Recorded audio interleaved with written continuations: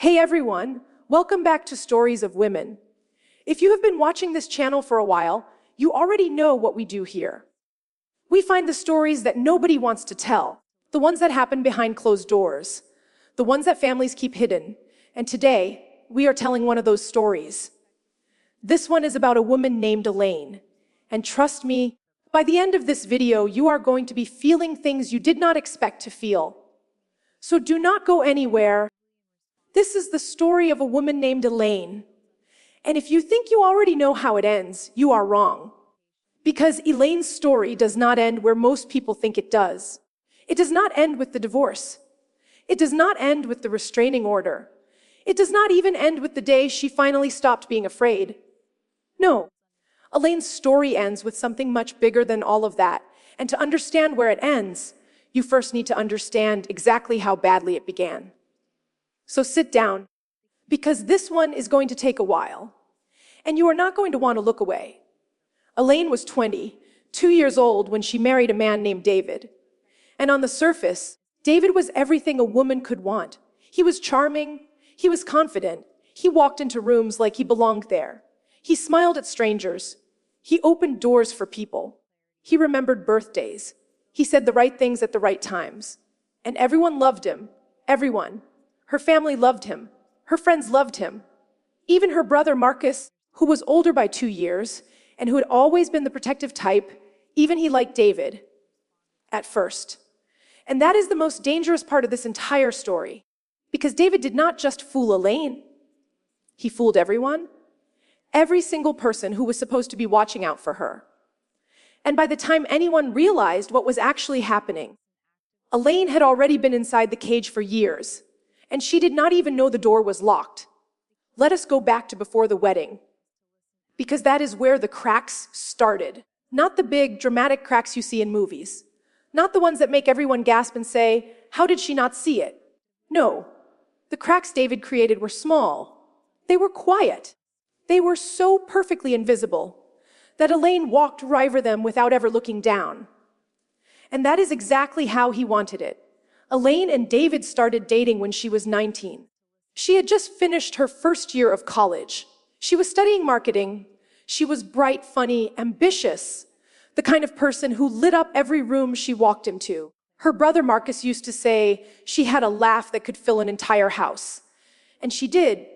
She was one of those people you just wanted to be around. And when David showed up, when he turned his attention on her, it felt like being chosen. Like being picked out of a crowd by someone who seemed to have it all figured out. The first 6 months were perfect. David showered her with attention. He took her on dates she could never afford on her own. He told her she was the most amazing person he had ever met. He made her feel like the center of the universe. And Elaine, who had spent her whole life being confident, but never quite feeling like she was enough, finally felt like she was enough. Because someone had told her so, and she believed him. But here is the thing that nobody ever talks about when they talk about relationships like this. The shift does not happen all at once. It happens in inches. It happens in moments so small that you convince yourself you imagined them. And Elaine convinced herself of that over and over again. For years, the first thing that changed was the way David handled her friendships. It did not happen through arguments. David never raised his voice. Not once. Not in the beginning. Instead, he would say things, casual things, things that sounded like concern, but were actually something else entirely. He would say, "Oh, you are going out with Sarah tonight. I just thought maybe we could have a quiet evening together. But no, go. Have fun. I will be here." And he would say it with that smile, that warm, gentle smile that made Elaine feel guilty for even thinking about leaving. And so she would cancel. Not because he told her to, because it felt wrong to go. Because somehow, without David ever saying the word no, Elaine had started to believe that her own wants did not matter as much as his feelings. And it happened again, and again, and again. Each time, a little friendship fell away. Each time, Elaine's world got a little smaller. Each time, David became a little more central to her life, not because he demanded it, but because he made everything else feel less important than he did. And Elaine did not notice it happening. She was too close to it. She was inside it. And from the inside, it felt like love. Marcus noticed. He was the first one to notice. But he did not say anything, not yet. Because at that point, it just looked like a couple who was very attached to each other. It looked normal, and Marcus did not want to be the brother who interfered. So he stayed quiet. And that silence, that well-intentioned silence, became one of the things he would regret the most. About a year into the relationship, David brought up the future. He told Elaine he wanted to marry her. He told her he imagined a life together, a house, a family, everything. And Elaine was thrilled. She was young. She was in love. Or at least, she believed she was in love. And when David proposed, on a rainy Saturday afternoon in a small park near where they had their first date, Elaine said yes before he even finished the question. The wedding was beautiful. Everything was. David made sure of that. He planned almost the entire thing himself, which Elaine thought was romantic. She did not think about the fact that he was controlling every detail. She did not think about the fact that every time she suggested something different, David would gently steer her back, not with force, never with force, with patience, with that smile, with that tone that said, "Trust me, this is going to be perfect." And it was perfect. On the outside, in the photos, in the way everyone talked about it afterward. It was a perfect wedding. And Elaine walked down that aisle believing with all her heart that she was walking toward the happiest life imaginable. But she was not. She was walking deeper into a trap that had already been built around her. She just could not see the walls yet. The first year of marriage was when things started to change in ways that were harder to ignore. Elaine had a good job by then. She was working at a marketing firm downtown. She was making decent money. She was good at her job, really good, and she loved it. She loved the challenge of it. She loved the feeling of being creative and productive and contributing something to the world. And David, at first, seemed supportive. He told her he was proud of her. He told her she was talented. He told her to keep going. But then the comments started, small ones, barely noticeable ones. After she came home from a long day at work, exhausted and proud because she had just landed a new client, David would say something like, "That is great, honey. I just worry about you working so hard. You look tired. Maybe you should take it easy for a while." And Elaine would think, "That is sweet. He is worried about me. He cares about me." And she would let it go. But the comments kept coming. And slowly, without Elaine ever making a conscious decision, she started to feel guilty for enjoying her job. She started to feel like wanting things for herself was somehow selfish. Like her success was taking something away from David instead of adding something to their shared life. And then, about 14 months into the marriage, Elaine quit her job. She told everyone it was her idea. She told Marcus. She told her father. She told her friends, the few she had left by then.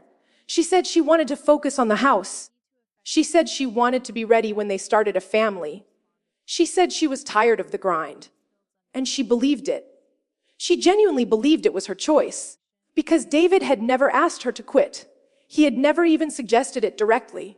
He had simply made her feel, over months and months of tiny, careful comments, that staying was making her unhappy. That leaving would make her feel better. And she believed him. Because he was the person she trusted most in the world. But when she quit, something shifted. Something Elaine did not notice right away, but that Marcus noticed immediately. Elaine stopped having her own money. She stopped having her own identity outside of her marriage. And David, who had spent years slowly removing every other source of connection and confidence from her life, now had something he had never quite had before. Complete control. Marcus called Elaine around that time. He called her because he was worried. He had seen the signs, even if he could not quite name them yet. And when Elaine answered the phone, she sounded different. She sounded smaller, quieter. Like she was choosing her words very carefully, like someone was listening. And Marcus asked her how she was doing, and she said she was fine. And he asked if she was happy, and she said, of course, she was happy. And he wanted to push. He wanted to ask the real questions. But he did not, because Elaine sounded fragile, and because he was afraid of what she might say. That phone call haunts Marcus to this day. About 2 years into the marriage, Elaine found out she was pregnant. And for a moment, just a brief, shining moment, the clouds parted. Because Elaine had always wanted to be a mother. It was the one thing she had dreamed about since she was a little girl. And when she saw those 2 lines on the pregnancy test, she cried. Happy tears. Real tears. And she called David, and he said all the right things, and for a few weeks, things between them felt almost like they used to. Almost like the early days. Almost like the man she had fallen in love with was still there somewhere underneath everything else. The baby was a girl. They named her Sophie. And Sophie was beautiful. She had Elaine's eyes and David's smile.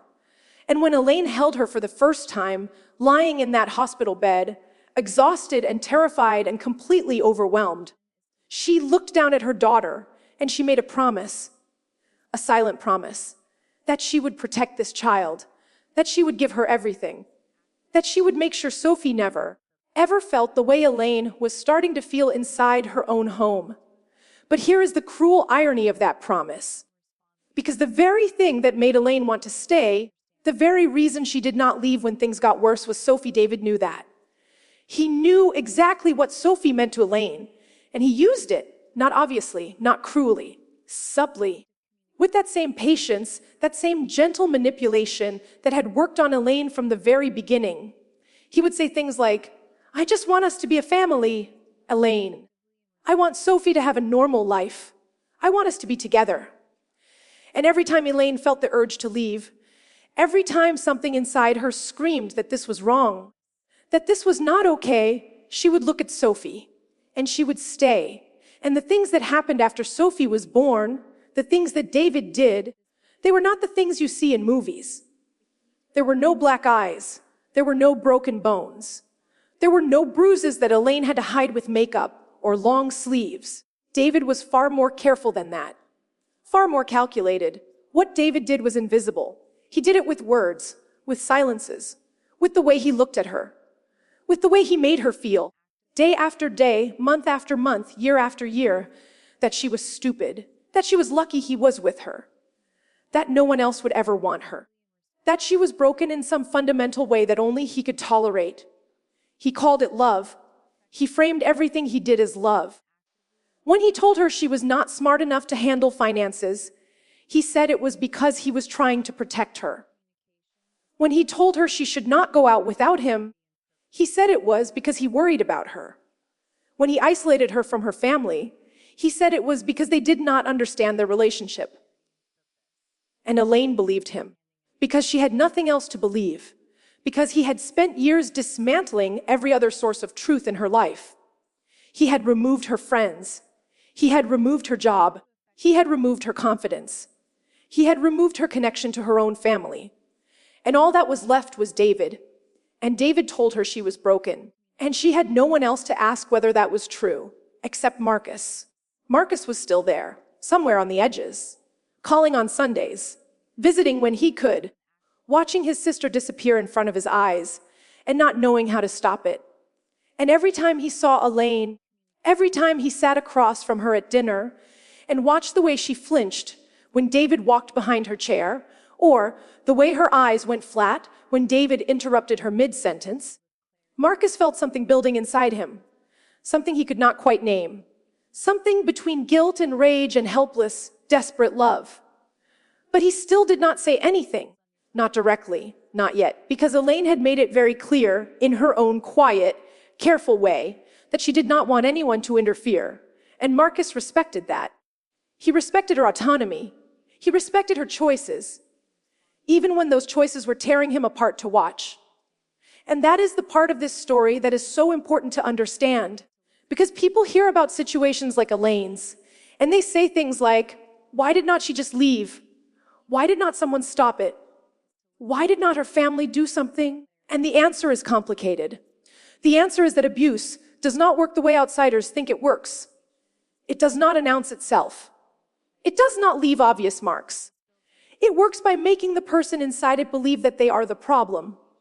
It works by making them feel so small, so worthless, so completely dependent on the person hurting them, that the idea of leaving feels more terrifying than the idea of staying.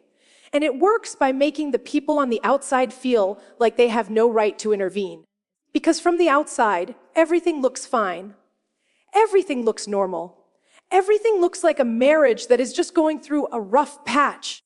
And by the time anyone realizes the truth, the person inside has been trapped for years. Elaine was trapped for almost 4 years. The breaking point came on a Tuesday, a cold Tuesday in late autumn. Marcus does not know exactly what happened that day. Elaine has never told him all of it. She may never tell him all of it, but he knows enough. He knows that something happened that morning that finally crossed a line that Elaine had been standing on for a very long time. Something that made her look at Sophie, who was 3 years old and playing on the living room floor, and think, if I do not leave right now, my daughter is going to grow up watching this. She is going to think this is normal. She is going to think this is what love looks like. And Elaine could not let that happen. So she waited until David left for work. And she packed 2 garbage bags. Not a suitcase, not a box. 2 black plastic garbage bags. That was all she could carry without drawing attention. That was all she had time for.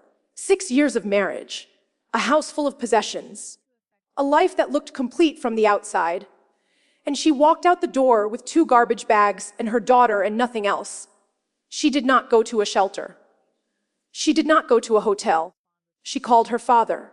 And her father, a man who had watched his daughter shrink for years and had not known how to help her, a man who carried his own guilt about all of it, picked up the phone and called his son. He called Marcus. And he did something that fathers sometimes have to do when they are out of options. He gave a command. Not a request, a command. He said, your sister needs you. She needs a place to stay. She needs someone she can trust. And Marcus, you have to take care of her. And Marcus said yes. But here is what Marcus did not know when he said yes. He did not know that taking care of Elaine was not going to be like taking care of anyone he had ever taken care of before. He did not know that the woman who was about to show up at his door was not just sad or stressed or going through a hard time.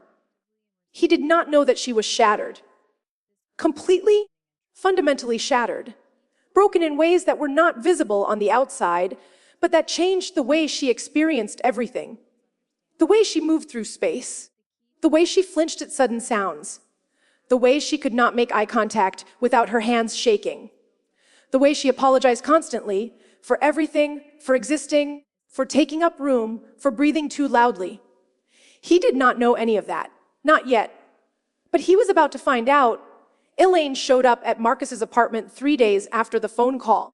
3 days because she had to arrange temporary care for Sophie while she figured out her next move. David did not know where she was. That was the most important thing. No one knew where she was except Marcus and her father.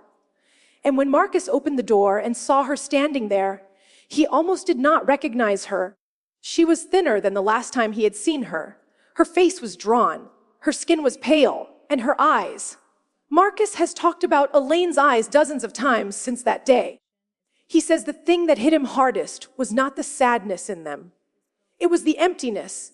It was like looking into a room where all the furniture had been removed. Like looking at someone who had been hollowed out from the inside and had nothing left but the shell. She was holding 2 garbage bags, 1 in each hand. And she looked up at her brother and she said, hi, just that, just hi. And Marcus stepped aside and let her in. And he took the bags from her and he showed her to the spare bedroom and he had cleaned it up. He had put fresh sheets on the bed. He had put a towel on the nightstand. And Elaine walked into that room and she sat on the edge of the bed and she looked around and something in her face crumpled. Not all at once, slowly, like a building settling. And she said, thank you, Marcus. And her voice broke on his name. And Marcus stood in the doorway and watched his sister cry. And he did not know what to say. So he said nothing. He just stood there. And he let her cry. That first night was quiet. Marcus made dinner. Simple pasta with marinara sauce. He set a plate in front of Elaine at the kitchen table. And she sat down and she looked at the food like she did not quite remember what to do with it.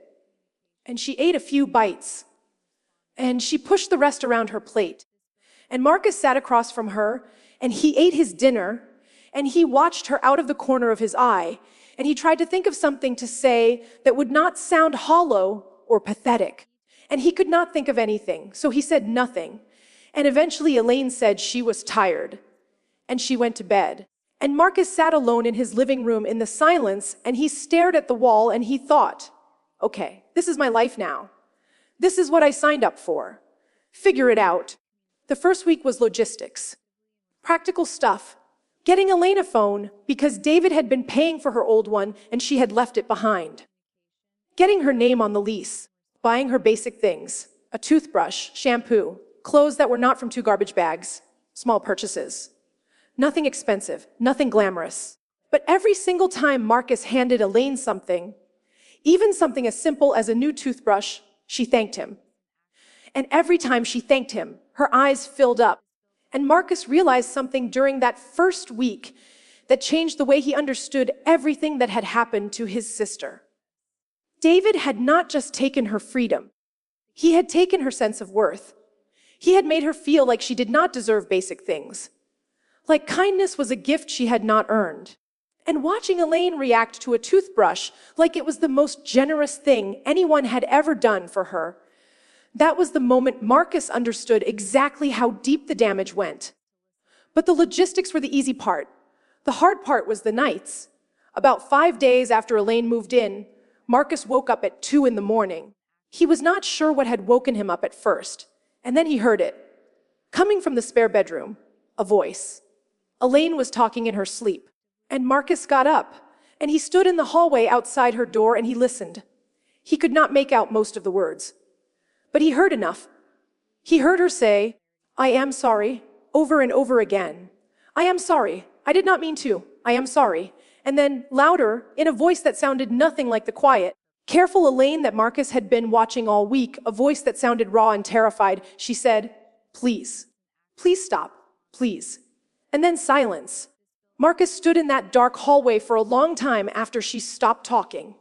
His hands were shaking, and he felt something cold settle in his stomach.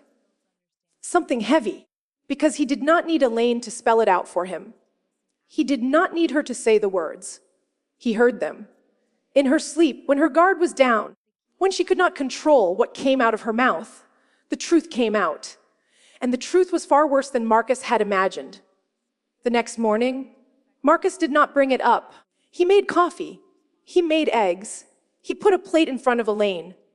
And she sat down and she ate, and she did not mention the night before. And Marcus watched her face, and he looked for bruises, for marks, for anything physical that he could point to. But there was nothing. Nothing visible. Because what David had done to Elaine did not leave that kind of mark. It left marks on the inside. Marks that no one could see, but that Elaine carried with her every single second of every single day. And Marcus started to notice the flinching. It was not something Elaine did on purpose. It was not something she even knew she was doing, at least not at first. But every time Marcus moved too quickly, every time he reached for something fast, every time he raised his voice even slightly, even when he was not talking to her, even when he was just frustrated at something on the phone or at the television, Elaine's body would react before her mind could stop it. She would jolt. She would tense up. Her shoulders would come up around her ears, and her hands would grip whatever she was holding, and her eyes would go wide for just a fraction of a second before she caught herself and looked away. And every single time it happened, she would try to cover it up. She would laugh it off. She would say, "Oh, sorry, I was just startled." And she would move on. Like it was nothing, like it was normal. But it was not normal. And Marcus knew it was not normal. And he started to be more careful around her. He started moving slower. He started lowering his voice. He started announcing himself when he walked into a room instead of just appearing. Small adjustments. Tiny changes in the way he lived his own life. All designed to make Elaine feel safe in his space. And he never told her he was doing it. Because he did not want her to feel like a burden. He did not want her to feel like she was the reason he was changing his behavior. He just did it. Quietly, invisibly, the way Elaine had learned to do everything. About 2 weeks in, Marcus called his father. He sat on his back porch in the cold, and he told his dad what he was seeing. The flinching, the nightmares, the way Elaine thanked him for a toothbrush like it was a miracle, the way she ate like she was not sure she deserved the food. And his dad was quiet for a long time. And then he said, "I know, Marcus." And Marcus said, "You know." And his father said, "I have known for a while." And Marcus felt something he had not felt toward his father since he was a teenager. Anger. Real anger. Because if his father had known, if he had seen the signs, then why had no one done anything? Why had no one intervened?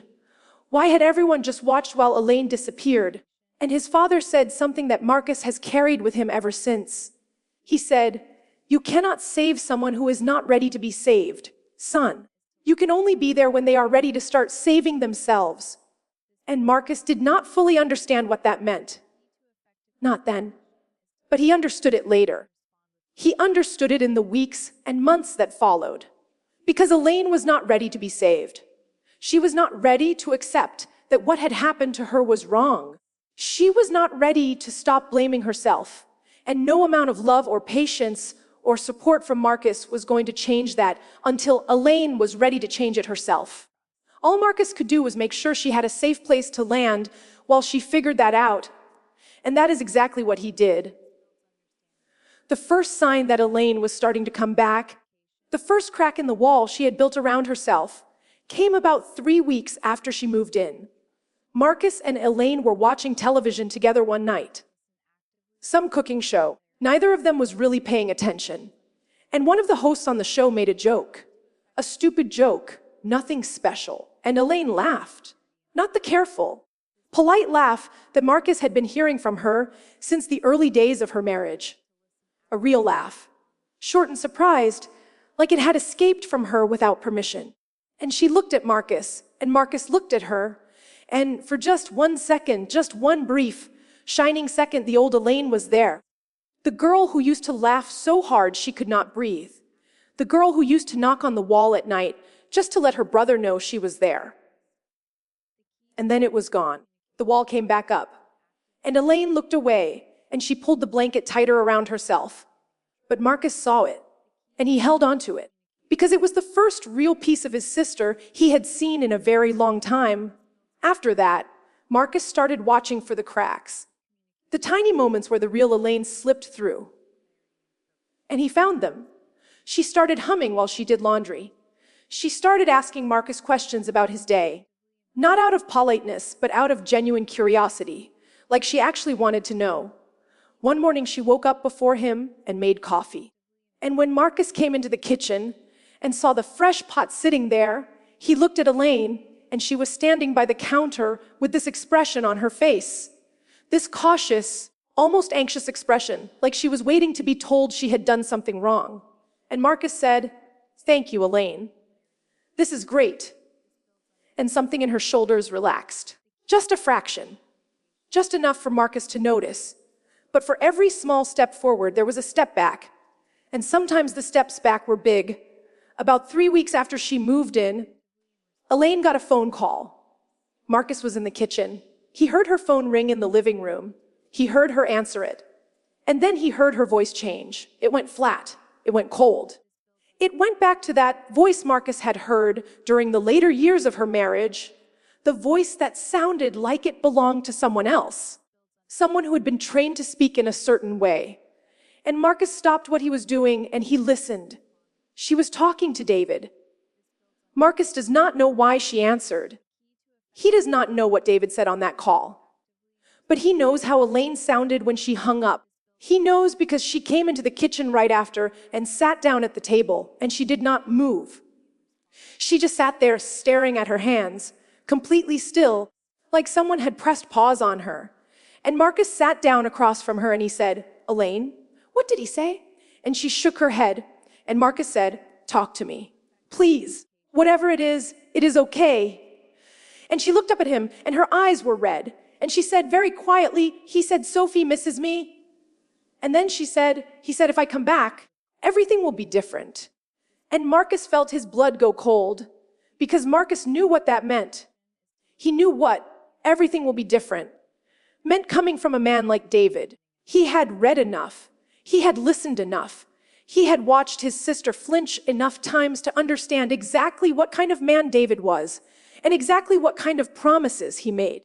And Marcus looked at Elaine sitting across from him, and he could see it happening in real time. He could see the part of her that was exhausted and lonely, and missed her daughter aching to reach for what David had just offered. The easy way out. The familiar trap. The promise that this time, it would be different. And Marcus knew that if he told her not to go back, he would sound controlling. He would sound like David. He would sound like the very thing she had just escaped.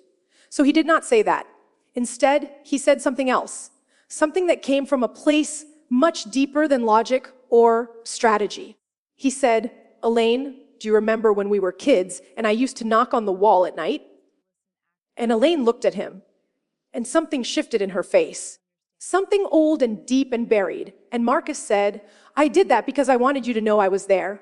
I cannot make this decision for you. But I am here, right here, and I am not going anywhere." And Elaine stared at him for a long time, and then she nodded, slowly. And she did not go back, but that night changed things.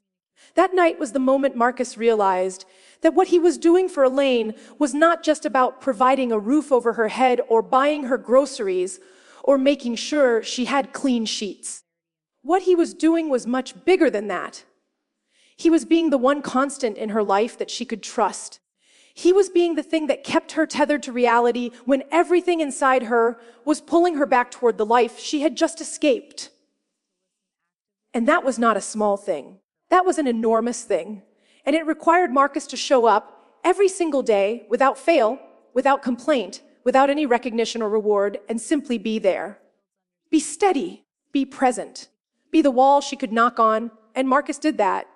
Day after day, week after week, but it cost him. It cost him more than he let anyone see.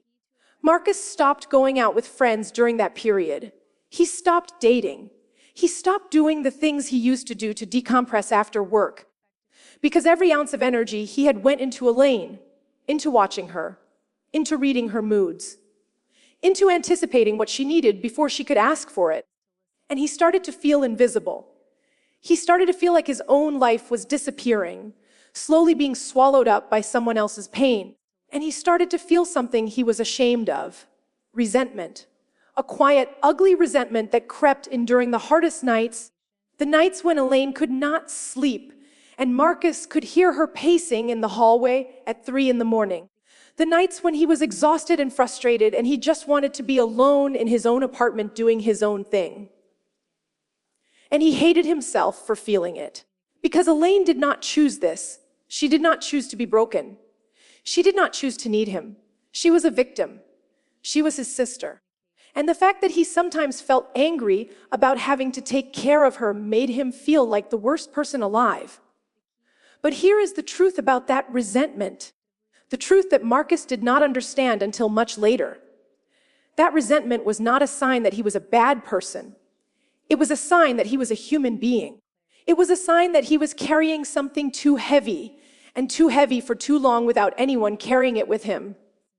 And the fact that he pushed it down, that he ignored it, that he refused to acknowledge it, that was actually making everything worse for both of them. Because when you are taking care of someone, and you are pretending you are fine, the person you are taking care of can feel it. They can feel the tension. They can feel the strain, even if they cannot name it. And it makes them feel guilty. It makes them feel like a burden. And for someone like Elaine, someone who had spent years being made to feel like a burden, that feeling was unbearable. The turning point came about 6 weeks after Elaine moved in. And it came from Elaine herself, not from Marcus, not from their father. From Elaine. Marcus came home from work one evening and Elaine was sitting at the kitchen table with her laptop open. She had been crying. He could tell by her face, by the puffiness around her eyes, by the way she was holding a tissue in her hand. But she was not crying anymore. She was typing. And Marcus sat down across from her and he said, "What are you doing?" And Elaine looked up at him. And for the first time in weeks, there was something in her eyes that Marcus had not seen before. Not hope exactly. Something quieter than hope. Something more like determination. And she said, I found a therapist. And Marcus did not say anything for a moment, because he had been thinking about suggesting exactly that for weeks. He had been researching therapists who specialize in domestic abuse recovery. He had been looking into clinics that work on sliding scales for people without income. He had all these plans laid out in his head for how he was going to bring it up gently, carefully, without making Elaine feel broken. But she had done it herself, on her own, without anyone pushing her, without anyone suggesting it. She had taken that step entirely on her own. And that was the moment Marcus knew. Not that Elaine was going to be okay immediately. Not that the pain was going to stop. But that she had decided to fight. She had decided to start putting herself back together. And that decision, that quiet, brave, terrifying decision, was the most important thing that had happened since the day Elaine walked through his door. The therapist was a woman named Dr. Sarah Chen. Marcus never met her.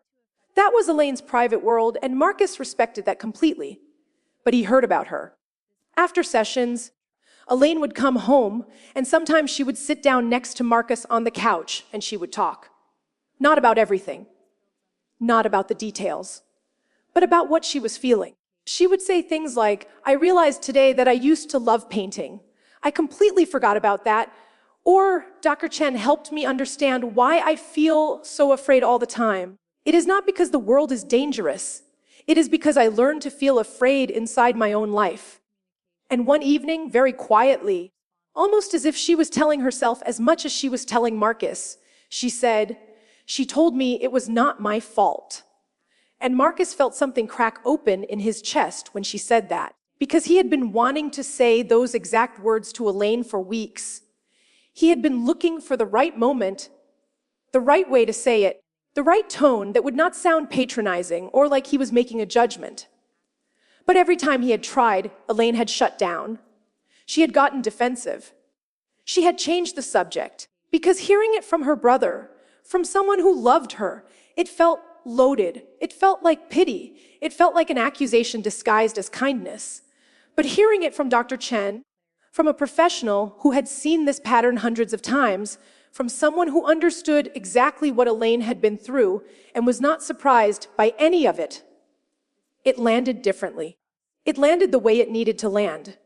Not as pity, as truth. And slowly over the following weeks, Elaine started to change. Not dramatically. Not in ways that someone on the outside would notice. But Marcus noticed. He noticed that she started sleeping through the night again, most nights. He noticed that she started eating full meals instead of picking at food.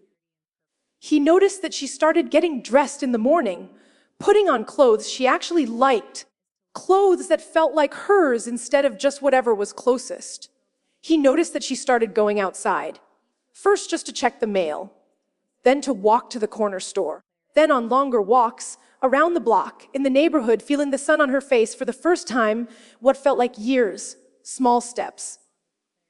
Tiny unglamorous steps, but each one was a victory. And Marcus watched every single one of them happen. And then David showed up. It was about 10 weeks after Elaine moved in. Marcus was in the shower. Elaine was in the living room. And the doorbell rang, and Elaine answered it. And Marcus heard her voice change. It went from the soft, recovering voice he had been hearing for weeks to something else entirely. Something flat and hollow and terrified. And Marcus turned off the water and grabbed a towel and ran out of the bathroom. And there was David, standing in the doorway of Marcus's apartment, smiling, holding flowers. Flowers. Like this was a romantic gesture. Like he was dropping off a bouquet for a first date, not showing up at the home of the woman who had fled from him with 2 garbage bags because she was afraid for her life. And Elaine was behind him, pressed against the wall, her face completely white, her hands trembling at her sides. And Marcus has said many times since that day that he has never felt anger the way he felt it in that moment. It was not loud. It was not explosive. It was cold. It was deep and quiet and controlled. The kind of anger that makes your voice steady and your hands still, even though everything inside you is on fire. Marcus said, "You need to leave." And David looked at him, and he smiled that smile, that charming, confident smile that had fooled everyone for years. And he said, "Hey, Marcus, I just came to talk to my wife. And Marcus said, she is not your wife anymore, and you are not welcome here. Leave. Now, and there was a moment, a brief but unmistakable moment, when David's smile flickered. When something dark and cold crossed his face. Something that confirmed everything Marcus had ever suspected about the kind of man David was. But then the smile came back, and David held up his hands in that casual, unthreatening way. And he said, okay, no problem. And he set the flowers down on the floor outside the door, and he left. Marcus locked the door. He put the deadbolt on, and he turned around. And Elaine was on the floor. She had slid down the wall, and she was sitting there with her knees pulled up to her chest, and she was crying. Not the quiet, dignified crying Marcus had seen before. This was something else entirely. This was the kind of crying that comes from a place of pure, animal terror. Silent, shaking, gasping sobs that seemed to come from somewhere deep inside her, somewhere that had been holding that fear for years. And Marcus sat down on the floor next to her, not touching her, just close enough for her to know he was there. And after a while, Elaine reached over and she grabbed his hand, and she held it, and they sat there on the floor of that apartment for a very long time. And Marcus did not let go. The next morning, Marcus called a lawyer. He did not tell Elaine. He just picked up the phone and he made the call. And he asked about a restraining order. And the lawyer walked him through the process, what it would require, what evidence they would need, what the timeline looked like. And Marcus took notes. And he made a plan. And then he told Elaine. He sat her down and he explained what he had done and what the next steps were. And Elaine was quiet for a long time. She sat there processing it, turning it over in her mind. And then she said, he is going to be angry. And Marcus said, I know. And she said, is going to come back. And Marcus said, I know. And when he does, we will be ready. And Elaine looked at him. And for the first time since she had moved in, Marcus saw something in her eyes that was not fear or sadness or shame. It was trust. Real, deep, absolute trust. The kind of trust that comes from watching someone show up for you again and again. No matter how hard it gets, no matter how ugly it gets, no matter how invisible the work feels. Elaine trusted her brother. And Marcus carried that trust like it was the most valuable thing anyone had ever given him. The restraining order went through 2 weeks later. And David stopped calling. He stopped texting. He stopped showing up. And from the outside, that might sound like the end of the story. Like the villain had been dealt with and everything could go back to normal. But it was not the end. Because the restraining order only stopped David from coming near Elaine. It did not undo what he had done to her mind. It did not erase the years of manipulation and control and slow, invisible destruction. It did not make the nightmares go away overnight. It did not make the flinching stop. The work of healing from something like that does not end when the threat is removed. It takes months. It takes years. It takes patience and therapy and love and time and 1,000 small, unglamorous victories that no one sees except the people closest to you. And Marcus was one of those people. Every single day. Sophie started visiting on weekends about 3 months after Elaine moved in. David had agreed through the lawyer to let Elaine have Sophie on Saturdays and Sundays. And the first time that little girl walked through Marcus's apartment door, the first time Elaine saw her daughter, after weeks of not knowing when she would see her again, the entire room changed. Elaine dropped to her knees, and she pulled Sophie into her arms, and she held her so tight, so desperately tight, like she was trying to make up for every single second they had been apart. And Sophie cried, and Elaine cried. And Marcus stood in the kitchen doorway, and he watched his sister hold her daughter, and he had to look away because he was crying too. Not because it was sad, because it was the most beautiful thing he had ever seen. Sophie was 4 years old. She had Elaine's eyes and David's smile. And she was the best thing in Elaine's life. The thing that had kept her going through the darkest years. The thing that had ultimately given her the strength to leave. And now Sophie was here, in Marcus's apartment, running through the living room, calling Marcus uncle, drawing pictures at the little table Marcus had bought for her, and watching Elaine be a mother again, watching her light up around Sophie in a way she had not lit up in years, watching the color slowly come back into her face when her daughter was near. That was the thing that finally, truly, started putting the pieces back together. Having Sophie there gave Elaine a reason to be present, a reason to get out of bed every morning, a reason to eat, a reason to keep going on the days when everything felt impossible. And it gave Marcus a reason to make his small, sterile apartment feel less like a lonely bachelor pad and more like an actual home. He bought coloring books. He bought crayons. He built a blanket fort in the living room that Sophie loved. And on Saturday nights, after Sophie was asleep in the spare bedroom, Elaine and Marcus would sit on the couch together, side by side, and they would talk. Not about anything heavy, not about David or the divorce or the healing. They would just talk about their childhood, about funny things Sophie had said during the day, about whatever was on television. And it almost felt normal. It almost felt like they were kids again, sitting in the living room after their parents had gone to bed, talking about nothing and everything. Elaine kept going to therapy. She went twice a week. And she started talking about the future in a way she had not talked about anything in years. Not vague, hopeless talk. Specific talk. She wanted to go back to work. She had been looking at job postings online. She wanted to get her own place eventually, somewhere close to Marcus so Sophie could still visit easily. She wanted to build a life that was hers. Not David's, not Marcus's, hers. And every time she talked about these things, Marcus could hear the strength in her voice getting a little stronger, a little more solid, a little more like the woman she was always supposed to be. And Marcus watched all of it happen. He watched his sister rebuild herself, piece by piece, day by day, in the quiet, unglamorous way that real healing happens. And he did not take credit for any of it. He did not ask for recognition. He did not tell anyone what he was doing, or how hard it was, or how much it was costing him. He just showed up. Every single day. He just showed up. Elaine moved out of Marcus's apartment about 8 months after she moved in. She found a small one-bedroom apartment not far away, close enough that Sophie could walk to Marcus's place on weekends, close enough that Elaine and Marcus could still have coffee together on Saturday mornings, the way they used to talk on Sunday nights when they were growing up.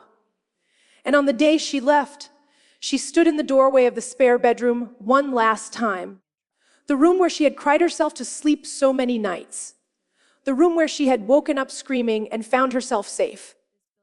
The room where she had slowly, painfully, bravely begun to remember who she was. And she looked at that room for a long time. And then she turned to Marcus. And she said, "I do not know how to thank you for this." And Marcus shook his head. And he said, "You do not have to thank me." And Elaine said, "Yes, I do. Because you saved my life." And Marcus said, "No." He said that was not true. He said she saved her own life. She made the choice to leave. She made the choice to get help. She made the choice to keep going on the days when every part of her wanted to stop. All Marcus did was make sure she had a safe place to land, but Elaine shook her head. And she said, "Marcus, you were the door I walked through when there was nowhere else to go. And you kept it open. And you kept me inside it. And you kept David out.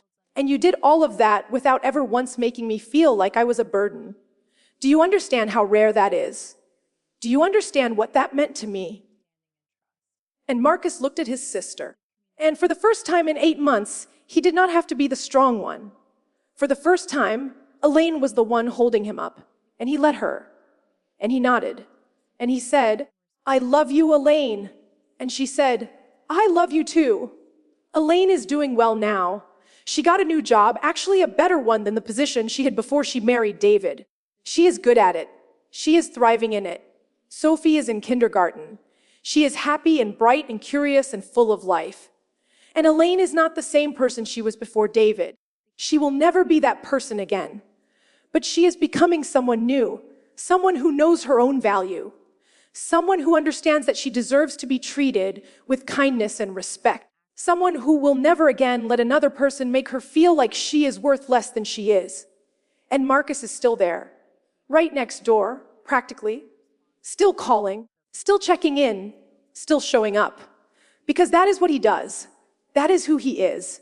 He is the brother who knocks on the wall at night. The one who says without words, I am here. I am not going anywhere. You are not alone. And here is the thing about this story that matters most. The thing that goes beyond Elaine and Marcus and David and Sophie. The thing that applies to anyone who has ever loved someone who was suffering and felt helpless and did not know what to do. Taking care of someone is not glamorous. It does not look like heroism from the outside. It does not get you recognition or praise or gratitude, at least not in the moment.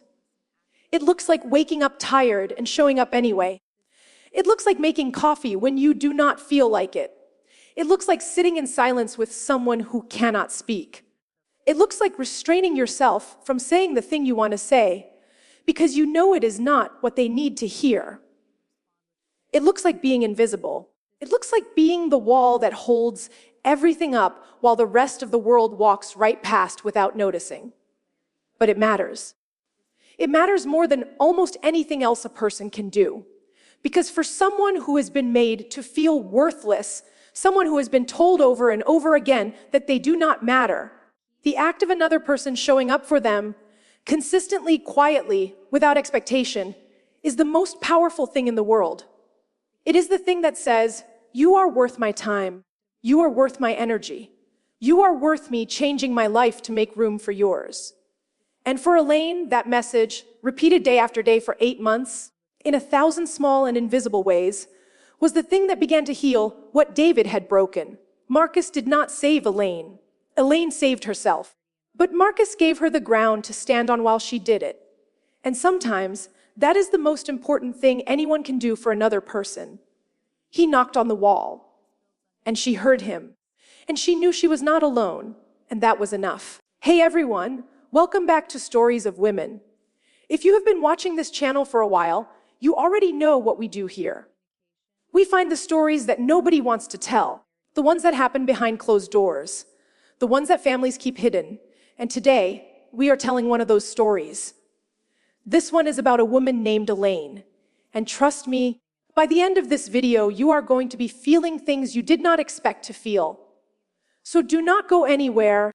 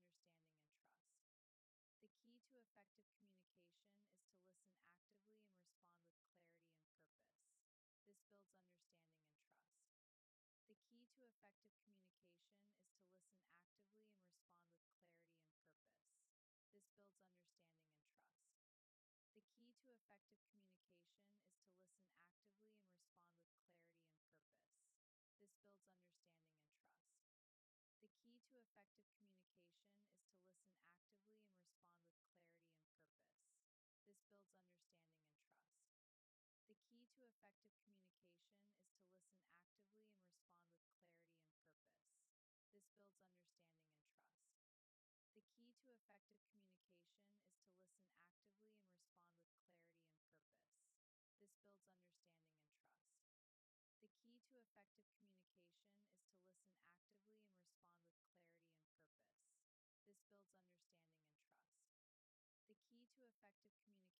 The key to effective communication is to listen actively and respond with clarity and purpose. This builds understanding and trust.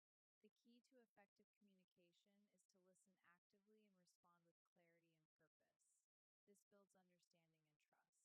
and respond with clarity and purpose. This builds understanding and trust. The key to effective communication is to listen actively and respond with clarity and purpose. This builds understanding and trust. The key to effective communication is to listen actively and respond with clarity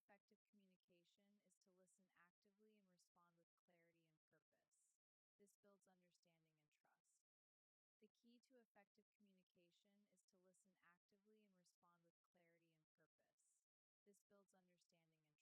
and respond with clarity and purpose. This builds understanding and trust. The key to effective communication is to listen actively and respond with clarity and purpose. This builds understanding and trust. The key to effective communication is to listen actively and respond with clarity and purpose. This builds understanding and trust. The key to effective communication is to listen actively and respond with clarity and purpose.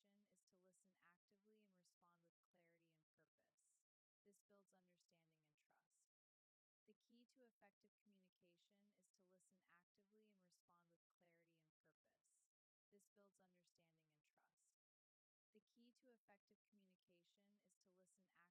and purpose. This builds understanding and trust. The key to effective communication is to listen actively and respond with clarity and purpose. This builds understanding and trust. The key to effective communication is to listen actively and respond with clarity and purpose. This builds understanding and trust.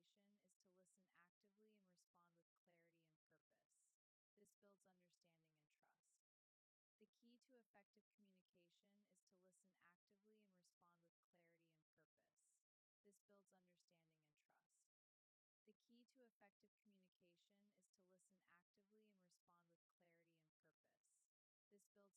purpose. This builds understanding and trust. The key to effective communication is to listen actively and respond with clarity and purpose. This builds understanding and trust. The key to effective communication is to listen actively and respond with clarity and purpose. This builds understanding and trust. The key to effective communication is to listen actively and respond with clarity and purpose. This builds understanding and trust. The key to effective communication is to listen actively and respond with clarity and purpose. This builds understanding and trust. The key to effective communication is to listen actively and respond with clarity and purpose. This builds understanding and trust. The key to effective communication is to listen actively and respond with clarity and purpose. This builds understanding and trust. The key to effective communication is to listen actively and respond with clarity and purpose. This builds understanding and trust. The key to effective communication is to listen actively and respond with clarity and purpose. This builds understanding and trust. The key to effective communication is to listen actively and respond with clarity and purpose. This builds understanding and trust.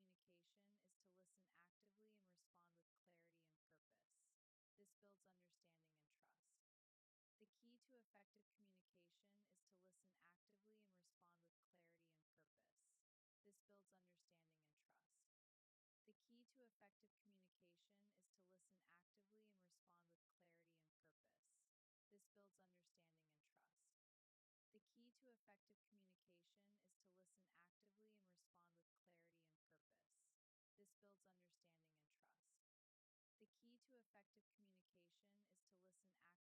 purpose. This builds understanding and trust. The key to effective communication is to listen actively and respond with clarity and purpose. This builds understanding and trust. The key to effective communication is to listen actively and respond with clarity and purpose. This builds understanding and trust. The key to effective communication is to listen actively and respond with clarity and purpose. This builds understanding and trust. The key to effective communication is to listen actively and respond with clarity and purpose. This builds understanding and trust. The key to effective communication is to listen actively and respond with clarity and purpose. This builds understanding and trust. The key to effective communication is to listen actively and respond with clarity and purpose. This builds understanding and trust. The key to effective communication is to listen actively and respond with clarity and purpose. This builds understanding and trust. The key to effective communication is to listen actively and respond with clarity and purpose. This builds understanding and trust.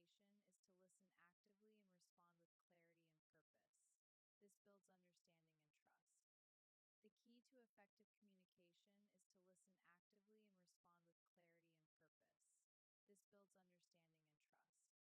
and respond with clarity and purpose.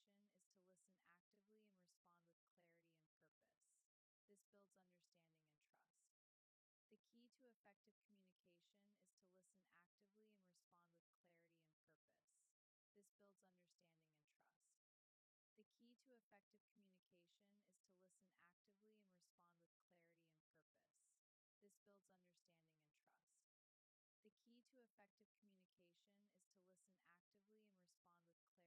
clarity and purpose. This builds understanding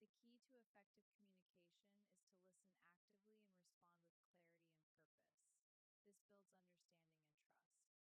The key to effective communication is to listen actively and respond with clarity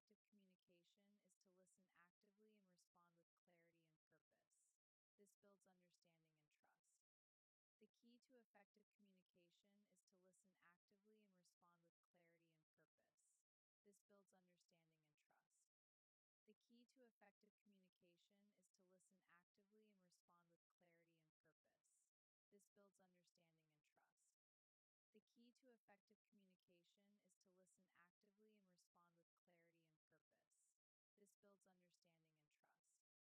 The key to effective communication is to listen actively and respond with clarity and purpose. This builds understanding and trust. The key to effective communication is to listen actively and respond with clarity and purpose. This builds understanding and trust. The key to effective communication is to listen actively and respond with clarity and purpose. This builds understanding and trust. The key to effective communication is to listen actively and respond with clarity and purpose. This builds understanding and trust. The key to effective communication is to listen actively and respond with clarity and purpose.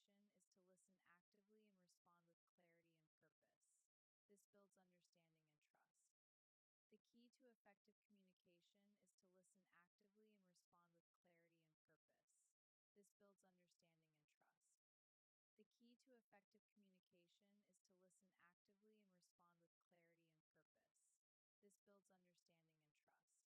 listen actively and respond with clarity and purpose. This builds understanding and trust. The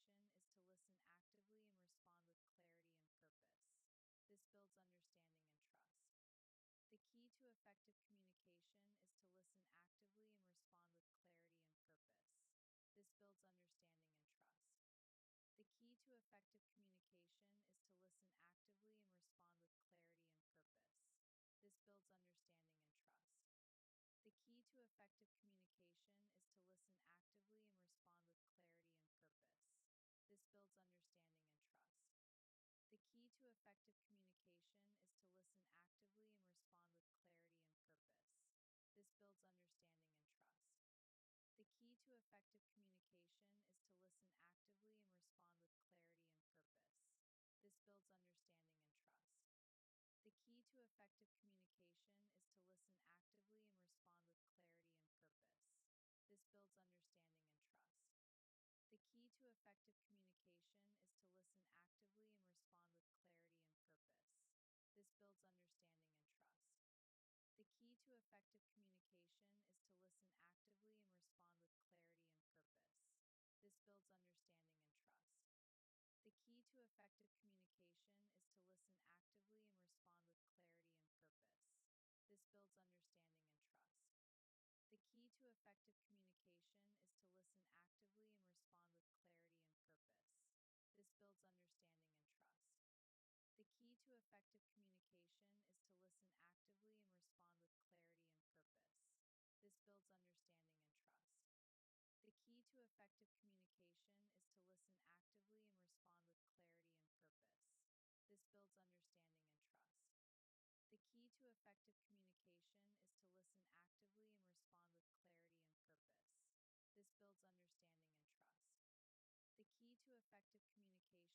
understanding and trust. The key to effective communication is to listen actively and respond with clarity and purpose. This builds understanding and trust. The key to effective communication is to listen actively and respond with clarity and purpose. This builds understanding and trust. The key to effective communication is to listen actively and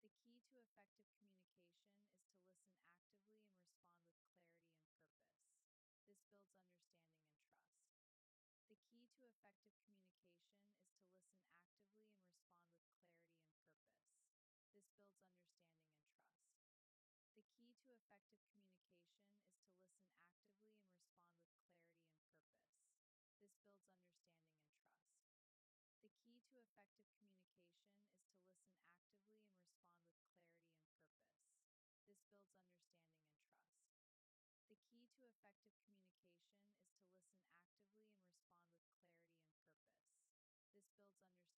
and trust. The key to effective communication is to listen actively and respond with clarity and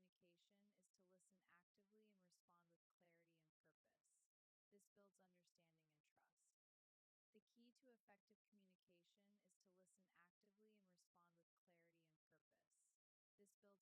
and trust. The key to effective communication is to listen actively and respond with clarity and purpose. This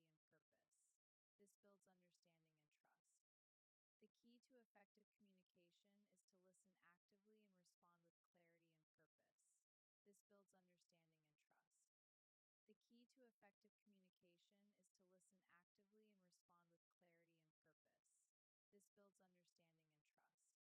This builds understanding and trust. The key to effective communication is to listen actively and respond with clarity and purpose. This builds understanding and trust.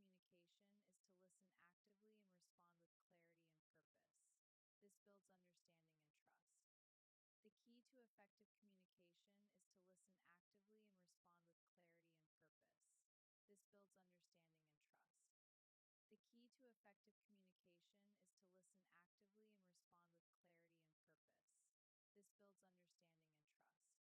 This builds understanding and trust. The key to effective communication is to listen actively and respond with clarity and purpose. This builds understanding and trust. The key to effective communication is to listen actively and respond with clarity and purpose. This builds understanding and trust. The key to effective communication is to listen actively and respond with clarity and purpose. This builds understanding and trust. The key to effective communication is to listen actively and respond with clarity and purpose. This builds understanding and trust. The key to effective communication is to listen actively and respond with clarity and purpose. This builds understanding and trust. The key to effective communication is to listen actively and respond with clarity and purpose. This builds understanding and trust. The key to effective communication is to listen actively and respond with clarity and purpose. This builds understanding and trust. The key to effective communication is to listen actively and respond with clarity and purpose. This builds understanding and trust. The key to effective communication is to listen actively and respond with clarity and purpose. This builds understanding and trust. The key to effective communication is to listen actively and respond with clarity and purpose. This builds understanding and trust. The key to effective communication is to listen actively and respond with clarity and purpose. This builds understanding and trust. The key to effective communication is to listen actively and respond with clarity and purpose.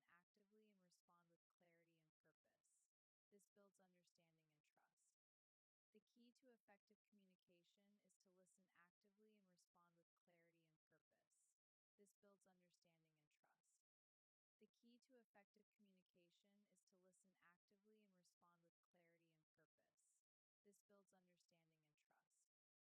respond with clarity and purpose. This builds understanding and trust. The key to effective communication is to listen actively and respond with clarity and purpose. This builds understanding and trust. The key to effective communication is to listen actively and respond with clarity and purpose.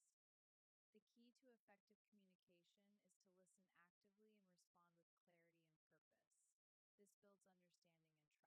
purpose. This builds understanding and trust. The key to effective communication is to listen actively and respond with clarity and purpose. This builds understanding and trust. The key to effective communication is to listen actively and respond with clarity and purpose. builds understanding and trust. The key to effective communication is to listen actively and respond with clarity and purpose. This builds understanding and trust. The key to effective communication is to listen actively and respond with clarity and purpose. This builds understanding and trust.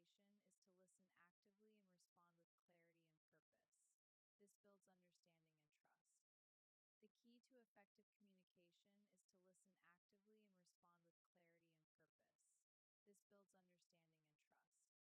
respond with clarity and purpose.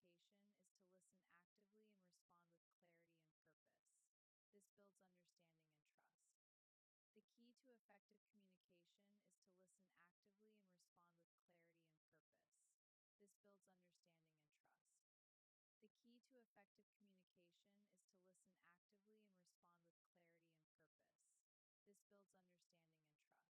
and respond with clarity and purpose. This builds understanding and trust. The key to effective communication is to listen actively and respond with clarity and purpose. This builds understanding and trust. The key to effective communication is to listen actively and respond with clarity and purpose. This builds understanding and trust. The key to effective communication is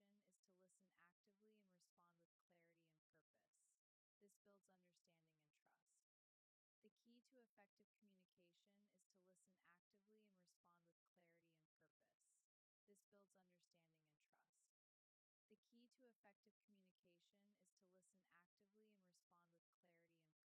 builds understanding and trust. The key to effective communication is to listen actively and respond with clarity and purpose. This builds understanding and trust. The key to effective communication is to listen actively and respond with clarity and purpose. This builds understanding and trust. The key to effective communication is to listen actively and respond with clarity and purpose. This builds understanding and trust. The key to effective communication is to listen actively and respond with clarity and purpose. This builds understanding and trust. The key to effective communication is to listen actively and respond with clarity and purpose. This builds understanding and trust. The key to effective communication is to listen actively and respond with clarity and purpose. This builds understanding and trust. The key to effective communication is to listen actively and respond with clarity and purpose. This builds understanding and trust. The key to effective communication is to listen actively and respond with clarity and purpose. This builds understanding and trust. The key to effective communication is to listen actively and respond with clarity and purpose. This builds understanding and trust. The key to effective communication is to listen actively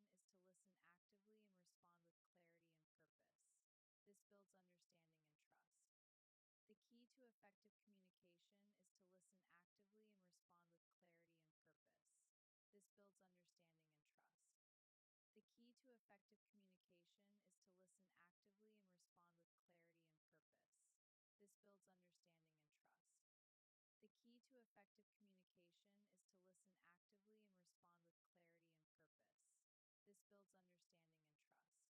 This builds understanding and trust. The key to effective communication is to listen actively and respond with clarity and purpose. This builds understanding and trust. The key to effective communication is to listen actively and respond with clarity and purpose. This builds understanding and trust.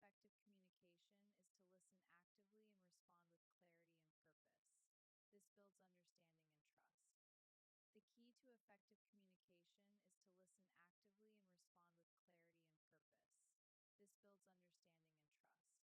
This builds understanding and trust. The key to effective communication is to listen actively and respond with clarity and purpose. This builds understanding and trust. The key to effective communication is to listen actively and respond with